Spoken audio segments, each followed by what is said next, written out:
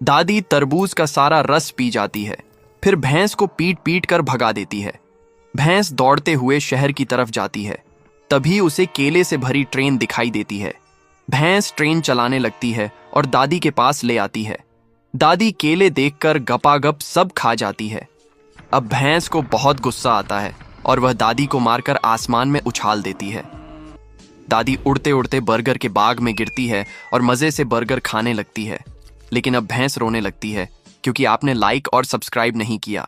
दोस्तों, दादाजी को उनके खेत में एक बड़ा सोने का अंडा मिलता, जिसको देखकर दादाजी एकदम हैरान हो जाते। उसके बाद दादाजी सोने के अंडे को अपने घर लेकर आते और घर में रख देते। अगले दिन अंडे में से एक बड़ी और सोने की बतख निकलती है। बतख खूब सारा सोने का अंडा देती है, जिसको देखकर दादाजी बहुत खुश होते। दादाजी अंडे को बेचने बाजार ले जाते और बेचकर खूब पैसा कमाते। दादाजी एक दिन अंडा बेचने बाजार चले जाते, जिसके बाद बतख के पास एक बड़ा एनाकोंडा सांप आ जाता और बतख को मार देता है। बतख वही मर जाती। दादाजी बाजार से आते, बतख को मरा हुआ देखकर फूट फूट कर रोने लगते। फिर भी कोई लाइक सब्सक्राइब नहीं किया। किसान को खेत में खुदाई के समय एक सोने का मटका मिलता है।